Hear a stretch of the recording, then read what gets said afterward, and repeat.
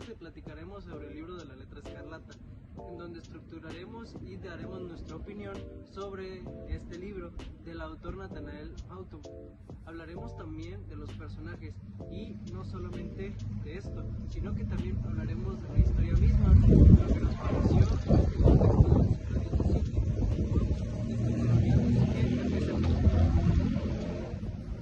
Bueno, principalmente, ¿se acuerdan de la escena inicial donde llevaban a Hester de la cárcel a la plaza principal donde iba a ser expuesta públicamente por cometer el pecado de adulterio? Sí, o sea, la escena principal como que te pone en contexto, te empieza a describir cómo es la cárcel, o sea, un lugar triste, feo, desolado. Una parte que remarca mucho es el portón por donde salen los sentenciados, de que es un portón viejo, de esos de madera, o sea, te entristece totalmente, te decae. Y de alguna manera también la forma en la que el autor mismo encontró la manera de introducirte en los escenarios, de darte ese pensamiento de tristeza dentro de su propio texto. Se me hace muy increíble la forma en la que este autor narra su propia historia, bueno, la historia de la chica. Igual recordemos que es una época colonial, supongo que las estructuras en aquel tiempo serían preciosas y el autor logra con su escritura encontrar ese efecto dentro de la cárcel. Darle ideas para que él mismo y él solo se deje caer en el pecado otra vez. Él vuelva a decir que él fue el que cometió el pecado con Hester de adulterio y su hija Esperial. Bueno, como ya mencionas, también qué curioso, ¿no? Qué vueltas de la vida que en algún momento termina siendo apegado a la persona que le robó, a la persona que amaba, ¿no? O sea, termina haciéndose muy cercano a esta persona que de alguna manera traiciona su confianza. Y igual que cabrón, que el sacerdote, supongo que conoce el contexto de que era el esposo, bueno, ex esposo de la mujer. O quién sabe, pues que bueno, no explica, ¿no? Lo dejan como de imaginación. Lo dejan de imaginación, bueno, pues esa es la hipótesis. Que cabrón que el padre, incluso sabiendo o no sabiendo, si llegó a ser o no el esposo de esta mujer, pues está cabrón. Bueno, referente a eso que dices tú de si se llegó a enterar, sí se llegó a enterar más adelante en la historia, donde Hester y él se encuentran en el bosque y empiezan a planear los dos cómo huir de allí del pueblo para irse y tener una vida nueva.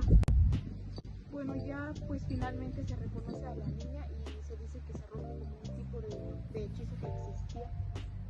Y pues ahí es también cuando la escena, no sé si la recuerden, es cuando se arranca la letra A, o se le cae, no recuerdo bien, pero como que simboliza ese de dejar ese peso, los problemas que traes atrás y seguir con tu vida. Simboliza el término de ese ciclo, ¿no? Como mencionas, de que los prejuicios, todo lo que vivieron, todo lo que tuvieron que sufrir, a la hora de que se cae la letra, termina, por así decirse de alguna manera, ¿no? Termina el sufrimiento que esta familia o estas personas habían llevado, porque pues igual, en un contexto debió de haber sido muy difícil para ellos, para los personajes, de alguna manera sobrevivir a todos los ataques, a todo el sentimiento, a todo el sufrimiento, a toda esta historia.